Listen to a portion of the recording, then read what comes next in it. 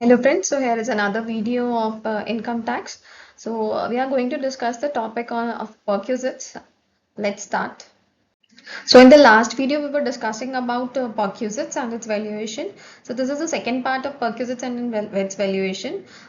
तो पहले मीनिंग करेंगे और उसके आगे बढ़ेंगे. जो वैल्यूएशन जो perquisites हमने कर लिया आप प्रीवियस स्लाइड में से देख सकते हो. नेक्स्ट perquisite के बारे में चलते हैं. चलो नेक्स्ट स्लाइड पर. मीनिंग हमने ऑलरेडी लास्ट वाली वीडियो में डिस्कस कर लिया था परक्विजिट्स का, बट फिर भी अगर कोई नया है तो उसको पहले मीनिंग बता देते हैं. Perquisite means any benefit attach to an office or a position in addition to salary or wages. किसी भी तरह का कोई भी बेनिफिट जो एक ऑफिस के साथ एक पोजीशन के साथ अटैच किया जाता है. जैसे सपोज मेरी पोजीशन के साथ मुझे एक कार दे दी गई है फ्री में यूज करने के लिए, तो दैट कार का जो यूसेज है वो मेरे लिए परक्विजिट हो जाएगा. और जो परक्विजिट्स हमें काइंड में मिलते हैं हम उनकी वैल्यू को कैलकुलेट कर सकते हैं कैश के अंदर, तो हमें मनी में उसको कन्वर्ट करना है. लेकिन जो चीज़ें हमें जो परक्विजिट्स हमें कैश में मिल रहे हैं उनको हम अलाउंसेस बोलते हैं इनकम टैक्स पर्पज के लिए. तो होप आपको मीनिंग क्लियर हो गया. So today we are going to discuss the perquisite related to accommodation provided in a hotel. आप होटल में रहने जा रहे हैं, आपको प्रोवाइड किया गया है किसी भी तरह के एम्प्लॉय हो, गवर्नमेंट एम्प्लॉय हो, नॉन गवर्नमेंट एम्प्लॉय हो, आपके एम्प्लॉयर ने ये अकोमोडेशन आपको दिया है. So let's check the rule. Where the accommodation is provided by the employer to government or non-government to the employee in a hotel, its value shall be as under. तो कैसे निकालेंगे हम accommodation की value? हमारा जो ये accommodation है वो government employ non government employ दोनों को दिया जाता है और हमारे एम्प्लॉयर ने हमें दे रखा है. तो पहला जो है where the accommodation is provided on is transfer from one place to another. तो जहाँ पर हम बात करते हैं ट्रांसफर की कि ये जो एकोमोडेशन मिल रहा है वो ट्रांसफर पर मिल रहा है एक जगह से दूसरी जगह पर जाने में, and the period in aggregate does not exceed the 15 days. और जो ट्रांसफर का पीरियड है वो 15 डेज से ज़्यादा नहीं है. तो ध्यान में रखा जाए फर्स्ट पॉइंट हमारा ट्रांसफर से रिलेटेड है और पीरियड जो हम बात कर रहे हैं टोटल एग्रीगेट पीरियड की बात कर रहे हैं वो 15 डेज से ज़्यादा नहीं होना चाहिए. तो the value shall be taken as nil. अगर 15 दिन से कम का स्टे है उस होटल के अंदर तो वैल्यू जो निकाली जाएगी वो निल निकाली जाएगी. मतलब आप अपने क्वेश्चन में वैल्यू निल डाल सकते हैं.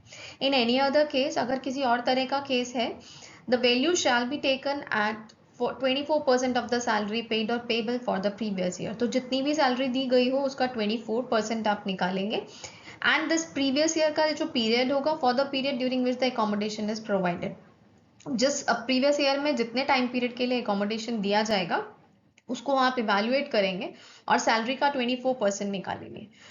और द एक्चुअल चार्जेस, दूसरा जो आपने कंपेयर करना है, एक तो आप 24% ऑफ सैलरी निकाल ही रहे हो, दूसरा आपको एक्चुअल चार्जेस लेने हैं जितना भी पे कर रखा है to such hotel whichever is less. तो ये सबसे ज़्यादा ज़रूरी है कि हमने वैल्यू निकालनी कैसे है. हम यहाँ पर दो अमाउंट निकाल के चलेंगे. फर्स्ट हमने ये पढ़ा 24% ऑफ सैलरी, सेकेंड हमने पढ़ा एक्चुअल चार्जेस जितने भी पे किए गए हैं. इन दोनों में से जो कम अमाउंट आएगा वो हमारा वैल्यू ऑफ एकोमोडेशन बन जाएगा. Now next note, ये हम करते आए हैं सब में. If any amount is paid by the employee, it shall be reduced to the balance shall be the value of perquisite. तो जो यहाँ पर जो वैल्यू निकाली जाएगी अगर कोई भी पैसा एम्प्लॉय ने पे कर रखा है तो उसे सब्ट्रैक्ट कर दिया जाएगा अमाउंट निकालने के बाद और जो बैलेंस बचेगा वो बन जाएगा हमारा वैल्यू ऑफ perquisite. अब जो रूल हमने पढ़े उससे रिलेटेड एक एग्जाम्पल एक क्वेश्चन आपको समझाते हैं. Y is appointed at Kolkata, he stayed in a hotel for 25 days. तो उसका जो टोटल स्टे है वो 25 डेज का स्टे है, इसको ध्यान में रखा जाए. And thereafter shifted in a house provided by his employer. तो टोटल होटल में जितने दिन वो रहा वो डेज थे उसके 25. तो हमें सब कुछ 25 डेज के अकॉर्डिंग निकालना पड़ेगा. From the following information compute the taxable value of perquisite stay in a hotel. तो हम वैल्यू ऑफ perquisite निकालेंगे होटल का. हमारा फर्स्ट पॉइंट है room rent in the hotel is 1000 per day. देखो ये पर डे गिवन है तो हमें जो है अमाउंट यहाँ पर 25 डेज के लिए निकालना होगा क्योंकि मैंने आपको बताया सब कुछ हम 25 डेज के अकॉर्डिंग निकाल के चलेंगे. तो अगर हम इसको लेंगे तो 1000 इंटू 25 करेंगे हम तो ये हमारा 25,000 बन जाएगा. तो ये देखो ये नीचे हमारा 1000 इंटू 25 ये 25,000 का अमाउंट आ गया. नेक्स्ट हमें दे रखा है salary for the valuation of accommodation during the previous year ₹7,30,000. अब ये जो सैलरी हमें गिवन है, तो हमारा रूल जो होता है वो होता है 24% ऑफ सैलरी। तो सबसे पहले तो 24% ऑफ सैलरी वो कंसिडर करेंगे, लेकिन 24% ऑफ सैलरी से भी पहले हम अगर इसको देखेंगे तो हमें ये पता लग रहा है कि ये टोटल सैलरी जो है वो साल की दे रखी है, क्योंकि प्रीवियस ईयर मेंशन कर रखा है। तो हम यहाँ पर क्या करेंगे, हम 25 डेज की निकालेंगे। तो ये कैलकुलेशन कर रखी है, देखिए 24% of salary multiply by 25 by 365, तो टोटल साल में 365 दिन होते हैं। हम उसकी 25 डेज की सैलरी निकाल लेंगे, तो ये हमारे पास निकल कर आ गई 12,000। होप यहाँ तक आपको क्लियर होगा। दो चीजें हमने निकाल ली, 24% of salary and hotel room rent. उसके बाद हमारा एम्प्लॉयर रिकवर्ड। तो सबसे पहले यहाँ तक देख लेते हैं, ये जो दो अमाउंट हमारे निकल कर आए हैं, इनमें से हमने विच एवर इज लेस वाला अमाउंट लेना होता है। तो एज पर रूल जो दोनों में से कम है वो अमाउंट है हमारा 12,000। तो यहाँ पे 12,000 का अमाउंट निकल कर आ गया हमारा अभी तक का value of perquisite. Next third point में दिया, the employer recovered ₹200 per day from Y regarding the stay of a hotel. तो 200 पर डे है, तो इसको भी हम 25 से मल्टीप्लाई करके चलेंगे। तो 200 पर डे इंटू 25 करेंगे तो ये हमारा 5,000 निकल कर आ गया। अब जब हम इन दोनों को कहीं ना कहीं सब्ट्रैक्ट करते हैं, दोनों को माइनस करेंगे, तो हमारा जो बैलेंस अमाउंट निकल कर आया वो आया 7,000। This 7,000 will be the value of perquisite for this his stay in hotel. तो हो आपको ये क्वेश्चन क्लियर है? फिर भी अगर किसी तरह का डाउट है तो do write in the comment box, I will surely and definitely reply to that question. ना next topic is accommodation at the time of transfer. हमने जो पहला टॉपिक किया वो किया accommodation at the time of hotel में जितना accommodation था। अब यहाँ पे at the time of transfer है, तो इसके रूल ध्यान से देखे जाए। Where on account of transfer of an employee from one place to another, he is provided with accommodation at a new place. देखो पुरानी जगह से वो नई जगह पर जा रहा है, तो जब उसको जो घर मिल रहा है, जो एकोमोडेशन मिल रही है, वो उसको नई जगह पर मिल रही है of the posting, while he retains the accommodation at the other place also. अब क्या है यहाँ पर, देखो नई जगह पर उसको अकोमोडेशन दे दी, लेकिन पुरानी जगह पर भी उसने अपनी अकोमोडेशन रखी हुई है। The value of the perquisite, तो यहाँ पर हमें वैल्यू ऑफ परक्यूजिट निकालनी है, शैल be taken for one accommodation. हम दोनों में से एक अकोमोडेशन को लेकर चलेंगे, किसको, which ever has the lower value. तो जिसकी भी कम वैल्यू होगी हम उस अकोमोडेशन को मानेंगे वैल्यू ऑफ परक्यूजिट। सेकेंड, आपको ये बेनिफिट कब तक मिलेगा, the benefit shall be available for a maximum period of 90 days. ये 90 डेज तक आप अकोमोडेशन अपने पास रख सकते हो।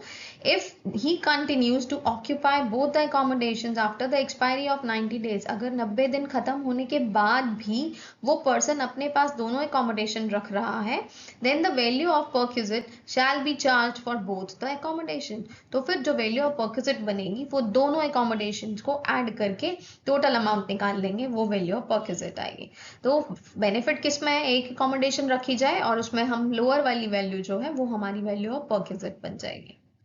अब एक क्वेश्चन देखते हैं, an employer has taken a house rent on rent at the rate of 15,000 per month. अब देखो 15,000 पर मंथ के हिसाब से एक एम्प्लॉयर ने हाउस रेंट पर ले रखा है, तो ये हमारा रेंट हो गया 15,000 per month. He allotted half the house to mister A, आधा घर जो है वो मिस्टर ए के पास गया, and the other half to mister B, और आधा घर जो है रेजिडेंशियल पर्पज के लिए वो मिस्टर बी के पास गया। The annual salary of mister A की जो सैलरी है वो गिवन है 3 लाख, मिस्टर बी की जो सैलरी है वो गिवन है 7 lakh. Compute the value of rent free house for mister A and B. हमें दोनों के लिए निकालनी है, मिस्टर ए के लिए भी और मिस्टर बी के लिए भी। तो चलो पहले मिस्टर ए के लिए निकालते हैं। अब रेंट हम निकालेंगे तो यहाँ पर दो पार्ट्स में डिवाइड हो जाएगा। तो यहाँ पर जो 15,000 है हमारे पास, वो 15,000 को हम 12 से मल्टीप्लाई, तो जो हमारे पास अमाउंट है वो 15,000 था, तो 15,000 को हम 12 से मल्टीप्लाई करेंगे, तो हमारे पास जो अमाउंट निकल कर आएगा 12 से मल्टीप्लाई करने के बाद वो निकल कर आएगा हमारे पास 1,80,000। अब ये जो 1,80,000 है, ये 1,80,000 हमारा पूरे घर का है, लेकिन हमें जो लेना है वो मिस्टर ए और बी में हाफ हाफ बांटा हुआ है। तो जब हम 1,80,000 को 2 से डिवाइड करते हैं, मतलब इक्वली बांटते हैं, तो जो हमारा अमाउंट निकल कर आता है हाफ पोर्शन का, वो आ जाता है 90,000। तो हमने क्या किया, दोबारा से बता देते हूँ। 15,000 पर मंथ का हमें रेंट गिवन है, हमने इसको 15,000 को मल्टीप्लाई करना है 12 के साथ। क्यों करना है, क्योंकि हमारे पास ये पर मंथ का गिवन है, तो हमें ईयरली निकालना है ताकि हम उसको ब्रेकअप कर सकें। तो ये हमारे पास आया 1,80,000। 1,80,000 को इक्वली हमने मिस्टर ए और मिस्टर बी में बांटा, तो ये बन गया हमारा 90,000। अब मिस्टर ए की जो सैलरी हमें गिवन थी वो थी 3 लाख। अब value of rent free house का रूल क्या होता है, ये रूल लर्न करने मोस्ट इंपॉर्टेंट है, अदरवाइज आप क्वेश्चन नहीं कर पाएंगे। 15% ऑफ सैलरी और rent paid which ever is less, दो अमाउंट निकालने हैं, सैलरी का 15% और जितना भी आपने रेंट पे किया उन दोनों में से जो भी कम होगा। तो सैलरी थी हमारी 3 लाख, 3 लाख का 15% निकालेंगे तो हमारे पास आएगा 45,000। रेंट पेड हमने अभी किया था 90,000, इन दोनों में से जो कम अमाउंट है वो है 45,000। So the value of rent free house will be 45,000। तो होप आपको ये समझ आ गया होगा, तो क्वेश्चन को ध्यान से प्रैक्टिस करें। नेक्स्ट अब निकालते हैं मिस्टर बी के लिए। सेम तरीका वही 180 को हमने 2 से डिवाइड किया था, तो मिस्टर बी के पास भी रेंट जो है वो आ गया 90,000। मिस्टर बी की सैलरी जो गिवन थी वो हमें 7 लाख गिवन थी। अब हम निकालते हैं value of rent free house, rule वही का वही है, 15% ऑफ सैलरी और rent paid which ever is less. तो रेंट जो पे किया वो किया 90,000, 15% ऑफ 7 लाख निकालेंगे तो ये आ गया 1 लाख। दोनों में से, इन दो अमाउंट में से जो भी कम होगा वो हमारा वैल्यू ऑफ परचेज है। तो दोनों में से कौन सा कम है, वो है 90,000। तो ये बन गया मिस्टर बी के लिए value of rent free house. Hope आपको ये प्रैक्टिकल करना आ गया होगा। अब देखते हैं सैलरी क्या होती है फॉर रेंट फ्री एकोमोडेशन, क्योंकि सैलरी को आपको अलग अलग तरीके से लर्न करना है, हर एक में सैलरी में कुछ ना कुछ डिफरेंस आता है, हर एक में बेसिक सैलरी नहीं ले सकते। तो सैलरी जो इनकम टैक्स पर्पज के लिए कैलकुलेट होती है आपको उसी को इंक्लूड करना होता है। तो यहाँ पे salary for rent free accommodation है। सबसे पहले बेसिक सैलरी जितनी भी आपको गिवन हो तो उसके अकॉर्डिंग आपको बेसिक सैलरी लेनी है। तो पहला पॉइंट हो गया हमारा बेसिक सैलरी। नेक्स्ट हमारे जो भी टैक्सेबल अलाउंसेस गिवन होंगे हम उनको इंक्लूड करेंगे। नेक्स्ट हमारे पास आ जाएगा बोनस, उसके बाद आ जाएगा कमीशन। चाहे कमीशन आपको मंथली पे हो रही हो, एनुअली पे हो रही हो, तो जब आप इन सबको ऐड करोगे, जरूरी नहीं कि ये सारे आपको दे रखे हो, अगर 2 दे रखे हैं 4 में से तो 2 को ऐड करोगे, चारों दे रखे हैं तो चारों को ऐड करोगे। तो जब हम इसको ऐड करेंगे तो वो हमारी सैलरी बन जाएगी। यहाँ पर सैलरी को लर्न करना बहुत जरूरी है। अब यहाँ पे फुल ऑन क्वेश्चन दे रखा है एक, यहाँ पर क्वेश्चन है कंप्यूट द सैलरी, हमें सैलरी निकालनी है from the following information for valuing the perquisites of residential accommodation. सिर्फ हमें परक्यूजिट की वैल्यू मतलब सैलरी निकालनी है, जो परक्यूजिट हम कैलकुलेट करेंगे वो कैलकुलेशन का मेथड आपको बता दिया, बट इतने 30 पॉइंट्स में से आपको क्या क्या लेना है सैलरी में ये आपने बताना है। तो यहाँ पर जो वैल्यू ऑफ परक्यूजिट हमारे पास है वो है, फर्स्ट पॉइंट हमें दे रखा है बेसिक पे 3,92,000 अभी पढ़ा था हमने, ऑब्वियसली हम इस 3,92,000 को ऐड करेंगे। Next is dearness allowance not as per terms of employment. अब डियरनेस अलाउंस तो हमने नहीं लिया तो इसका मतलब ये डीए जो है ये हमारा इंक्लूड नहीं होगा। नेक्स्ट इज एंटरटेनमेंट अलाउंस, अभी हमने पढ़ा था कि जो अलाउंसेस हैं हम उनको भी एड अप करके चलेंगे। नेक्स्ट फोर्थ पॉइंट है हमारा बोनस, तो ये बोनस भी हमारा 32,000 का ऐड हो जाएगा। उसके बाद है कमीशन, कमीशन है हमारी 40,000 तो हम इसको भी ऐड कर लेंगे। Next 6 point is premium paid on the life insurance policy of employ, ये हम सैलरी में इंक्लूड नहीं करते परक्विजिट्स की, तो हमने इसका कुछ नहीं करना। 7 point is employer contributed 14% of basic पे टुवर्ड्स रिकॉग्नाइज्ड प्रोविडेंट फंड, ये भी सैलरी में इंक्लूड नहीं होता तो हमने इस पॉइंट का भी कुछ नहीं करना। तो हमारे ये 2 पॉइंट्स जो हैं उनका हम कुछ नहीं करेंगे, 6 एंड 7 पॉइंट। नेक्स्ट आते हैं convince allowance spend for performing official duty, official duty के लिए है तो वैसे ही ये अलाउंसेस जो हैं हमें इंक्लूड नहीं करने। Next employer provided the facility of sweeper, ये भी हमें इंक्लूड नहीं करना। Employ appointed a gardener, his salary is paid by the employer, तो ये भी हमें इंक्लूड नहीं करना। Electricity, employer paid electricity bills for the employ, तो ये भी एम्प्लॉयर पे कर रहा है, ये भी नहीं इंक्लूड होंगे। Employer gave interest free loan for the construction of the house, तो ये भी हमारा अमाउंट इंक्लूड नहीं होगा। And next is computed interest of the previous year, तो जो इंटरेस्ट है वो भी हमारा इंक्लूड नहीं होगा। So we have to include only these 4 amounts, 3,92,000, next is 36,000 of bonus entertainment allowance, next is 32,000 of bonus and 40,000 of commission. तो हमारे सिर्फ यही अमाउंट्स इंक्लूड होंगे और ये हमारी सैलरी बन जाएगी। इस सैलरी पर हम रूल अप्लाई करेंगे, जो 15% ऑफ सैलरी का है, 24% ऑफ सैलरी का है, जो भी हमारा रूल एप्लीकेबल होगा। तो देखो ये सॉल्यूशन हो गया आपका। इस तरीके से आपको करना है। Salary for valuation of accommodation, आप बेसिक सैलरी लिख रहे हो, एंटरटेनमेंट अलाउंस लिख रहे हो, बोनस लिख रहे हो, कमीशन लिख रहे हो। इन सबको एडअप करने के बाद हमारा अमाउंट निकल कर आ गया 5 लाख। तो ये हमारी सैलरी बन जाएगी for the valuation of accommodation. Hope आपको ये क्वेश्चन क्लियर है। So thank you so much for watching the video. Like कर दो, सब्सक्राइब कर दो, शेयर कर लो ताकि और भी बच्चे पढ़ सकें। ये जो वीडियोस बन रही हैं ये इनकम टैक्स की वीडियोस हैं, और ये आपका जो कोर्स होता है एमकॉम के अंदर इनकम टैक्स होता है जिसको कॉर्पोरेट टैक्स भी बोलते हैं, उसके लिए भी बेस है। बीकॉम करते हैं डीयू से करो, एमडीयू से करो, केयू से करो, तो जो बीकॉम करते हैं उसमें भी ये टैक्स आता है। अगर हम कहीं बीकॉम ऑनर्स कर रहे हैं, पास कर रहे हैं, ऑनर्स कर रहे हैं, तो उसमें भी इनकम टैक्स आता है। तो these videos are really useful if you feel so. तो आप इनको पढ़ो, ध्यान से सुनो, समझो।